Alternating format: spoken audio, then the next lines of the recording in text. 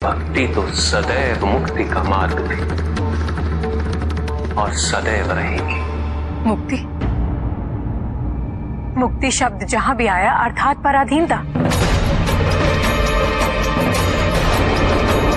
मेरा प्रश्न आपसे यह है कि मुक्ति की आवश्यकता ही क्यों है? किस लिए? क्यों पराधीनता? यह अवश्य पराधीनता है, किंतु अपने कर्मों की पराधीनता, अपनी आसक्ति और अपनी अनंत इच्छाओं की पराधीनता।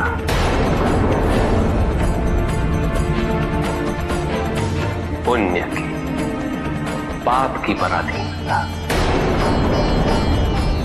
जन्म और मृत्यु, मोह और माया की पराधीनता। यदि ऐसा ही है तो किसी दूसरे पर आश्रित क्यों रहे? जन्म लेने के लिए भी माता और पिता की आवश्यकता होती।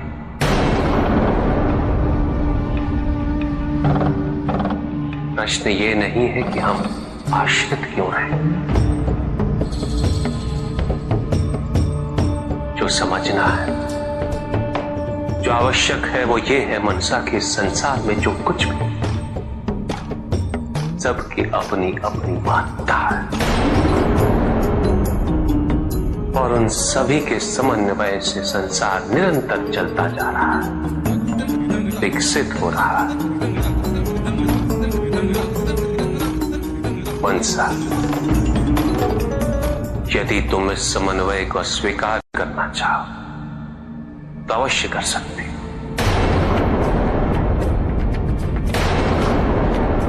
किंतु स्मरण रहे मनसा, उससे सत्य कभी परिवर्तित नहीं होगा, क्योंकि सत्य तो शाश्वत है। सत्य ही संसार में संतुष्टि और सुख का माध्यम है। जो सत्य से विमुख हो वो सदैव दुखी रहता है। जिसने भ्रम का मार्ग अपना है वो आजीवन ढूंढता रहता है। किंतु विडंबना यही है मनसा कि उसे ये ज्ञात ही नहीं कि वो ढूंढ क्या रहा है। सत्य तो यही है मनसा कि तुम एक दैव्य अंश हो, किंतु सत्य तो यही कि तुम सभी दैव्य अंश हो। जन्मोपरांत तुम सबने अपने आप को केवल मनुष्य मान लिया और यही विस्मरण तुम्हारे कष्टों का कारण है। तुम सब असमान थे, बराबर थे। तुम सबने अपनी अवधारणा स्वयं परिवर्तित की है। तुमने अपने शरीर को ही सत्य माना। लोभ, भय, शंका, असुरक्षा, छल, इन सब को अपने जीवन का आधार बना लिया। किंतु भक्ति में परिवर्तन क्यों? संदेह,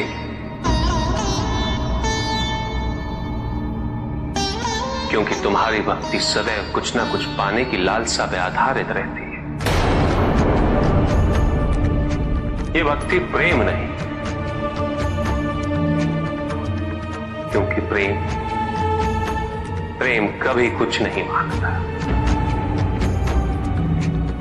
केवल देता है बिना किसी प्रतिबंध के।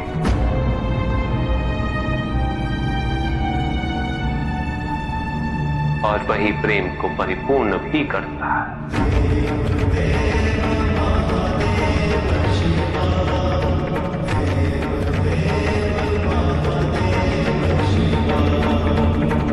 देवत्व को आरोपित नहीं किया जा सकता मनसा।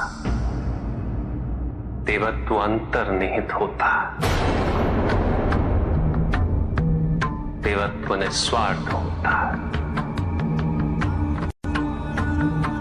अग्नि, वायु, जल, नक्षत्र, सूर्य, चंद्र, पृथ्वी, आकाश, ऐसा कोई भी देवता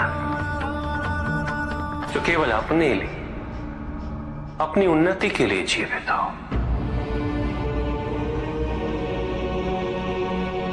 उनकी महत्ता भी यही है कि वो दूसरों के कल्याण के लिए अपनी अपनी भूमिका निभाते रहते हैं। इंद्र, अग्नि, काम, ये सभी देवता हैं उस प्रमाण के कि स्वार्थी होने के पश्चात प्रत्येक देवता का नाश अवश्य होता है, उनका पतन अवश्य होता है। जानती हो क्यों मनसा? क्योंकि लोभ, स्वार्थ, अहंकार ये देवत्व के विरुद्ध होता है। देवताओं का भी उत्थान और पतन होता है मनसा। ऐसे में एक ऋषि को स्वयं देवताओं को श्राप देने का अधिकार हो जाता है। देवताओं का देवत्व उनके कर्म, उनके स्वभाव पर निर्भर करता है। यदि ऐसा नहीं होता तो दैवीय शक्तियों से संपन्न दैत्य भी देवराज के पद के अधिकारी नहीं हो जाते मनसा।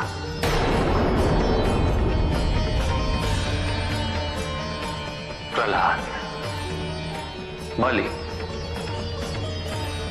क्या उनके जैसे शक्तिशाली दैत्य देवराज पद पे विराजमान नहीं होते?